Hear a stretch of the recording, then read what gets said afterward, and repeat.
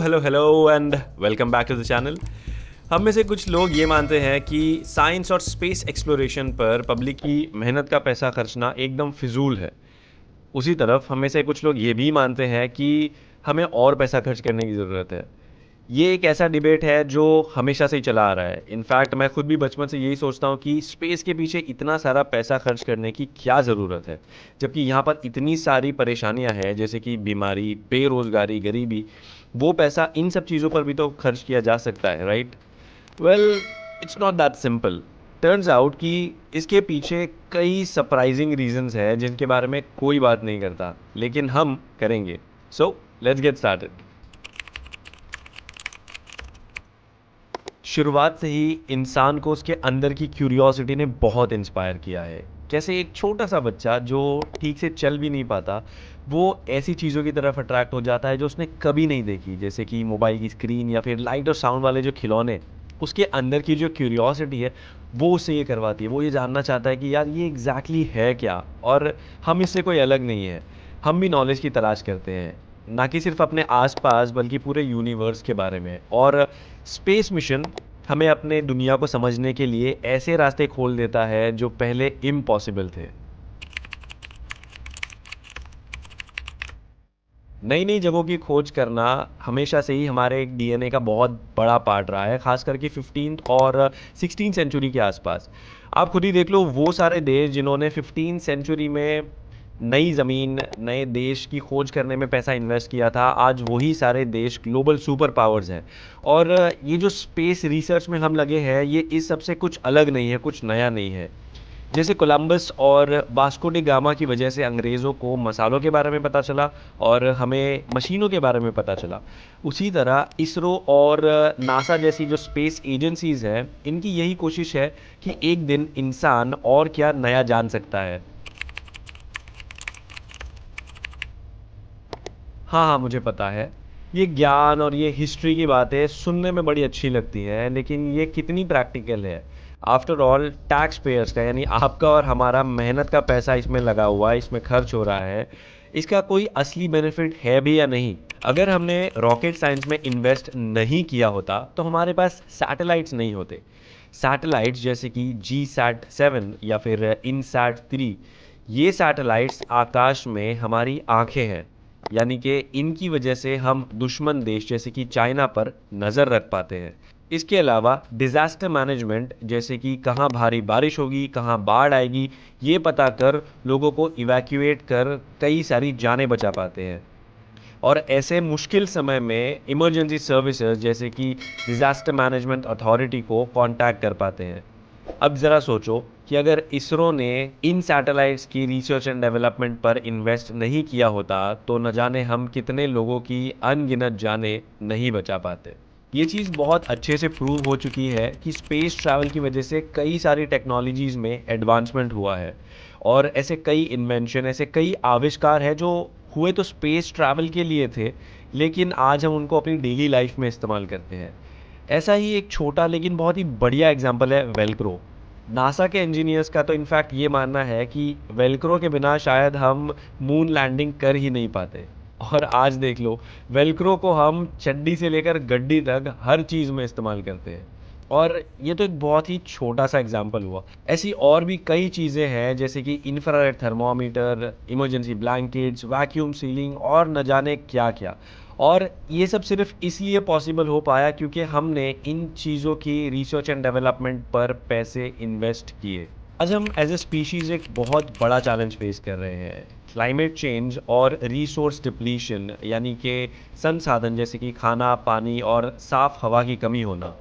जितनी ज़रूरत हमें आज एक नए प्लैनेट या फिर एक नए घर की है, उतनी पहले कभी नहीं थी। और स्पेस एक्सप्लोरेशन ही एक ऐसी चीज़ है जो इतनी बड़ी प्रॉब्लम का सॉल्यूशन है।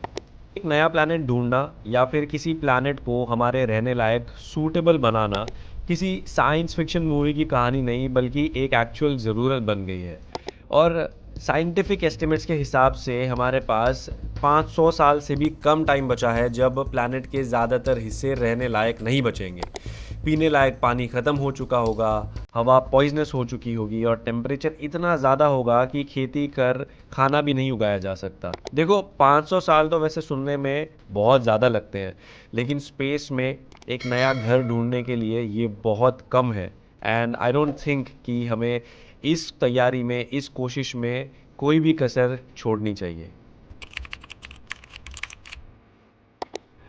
Okay, now I'm not saying कि it's all sunshine and rainbows when it comes to space exploration. अभी हमने देखा कि ग्लास आधा भरा हुआ है, लेकिन इसका ये भी मतलब है कि ग्लास अभी आधा खाली भी है। जैसे स्पेस एक्सप्लोरेशन के बेनिफिट्स हैं, उसी तरह उसके कई सारे नुकसान भी हैं। अब यार हर कोई स्पेस रिसर्च पर हज़ारों करोड़ों रुपए के इस इन्वेस्टमेंट से अग्री नहीं करता। कई लोगों का तो ये भी मानना है कि इतने सारे बेनिफिट्स के बावजूद हमें कोई डायरेक्ट फ़ायदा नहीं होता। इसका मतलब ये है कि ये जो बेनिफिट्स हमने देखे, ये सब सिर्फ बोलने की बात है और फ़ायदों से ज़्यादा हमें नुकसान उठाना पड़ता है। अब ये कई बार साबित हो चुका है कि स्पेस ट्रैवल एक जानलेवा इंडस्ट्री है। किसी एक छोटे से मिशन को पूरा करने के लिए भी हमें कई जानें दांव पर लगानी पड़ती है। लूनार लैंडिंग यानी कि चांद पर पहला कदम रखने से पहले जो ट्रेनिंग और टेस्ट हुए थे, उसी के दौरान हमने 7 एस्ट्रोनॉट्स गंवा दिए। अब ये एस्ट्रोनॉट्स कोई आम लोग नहीं है, कोई आम इंसान नहीं है। ये अपनी फील्ड के बेस्ट ऑफ द बेस्ट लोग हैं, best pilots, best engineers, top के scientists. And we lost some of our best and bravest people sometimes for nothing. क्या हमें और भी जाने दाव पे लगाने की ज़रूरत है? एंड फाइनली ये जो लास्ट पॉइंट है, इसको समझने के लिए आपको कोई रॉकेट साइंटिस्ट होने की ज़रूरत नहीं है। कॉमन सेंस की बात है कि एक नया प्लैनेट या एक नया घर ढूंढना, इससे एनी डे ये बेटर है कि जिन प्रॉब्लम्स की वजह से ये भागने की तैयारी चल रही है, उनको टैकल किया जाए, उनके सॉल्यूशंस ढूंढे जाए, उनमें पैसा इन्वेस्ट किया जाए। प्रॉब्लम्स जैसे पोल्यूशन, ग्लोबल वार्मिंग, पॉवर्टी, ये सब चीज़ों के कई सारे हिडन रीजंस हैं, जैसे कि कंज्यूमरिज्म और fast fashion. Let me explain. हर वो चीज़ जो मास प्रोड्यूस होती है, जैसे कि कपड़े, जूते, या तक कि इवन इलेक्ट्रिक व्हीकल की बैटरीज भी नीड्स फॉसिल फ्यूल्स, और जहाँ फॉसिल फ्यूल्स है वहाँ होगा CO2 emission, which ultimately leads to global warming. और मास प्रोडक्शन की वजह से ये जो चीज़ें हैं, ये जो प्रोड्यूस है, इसका कोई ख़ास वैल्यू भी नहीं है। मतलब ये चीज़ें बहुत ही इजीली रिप्लेसेबल हैं। आज ये पर्स ट्रेंडिंग है, कल वो शू ट्रेंडिंग है, तो परसों कुछ और। अल्टीमेटली ये सारी चीज़ें ट्रैश में एंड अप होती है, which causes more and more pollution. And lastly, क्योंकि आपने एड्स और मार्केटिंग के चक्करों में ये सारी चीज़ें खरीदी थी, इसलिए नहीं क्योंकि आपको इनकी ज़रूरत थी, you simply end up being broke, यानी कि गरीबी। All I am trying to say is कि वो जो पैसा है, we can simply use that money to de-influence people into not buying stupid stuff. And to be honest, this is nothing but plain simple human stupidity. और याद रखना, ये stupidity ही एक दिन हमारे एक्सटिंक्शन का कारण बनने वाली है। And finally I am very interested in knowing कि आपका स्टैंड क्या है। क्या आपको लगता है कि स्पेस एक्सप्लोरेशन सही में वेस्ट ऑफ मनी है, या फिर ह्यूमैनिटी की एक अर्जेंट नीड है? कमेंट करके ज़रूर बताना what are your thoughts on this. And if you like the video, please smash that like button and share ज़रूर करना किसी के साथ में, काफ़ी इन्फॉर्मेटिव होगा। And do subscribe if you like the content. So thank you so much for watching. See you in the next one.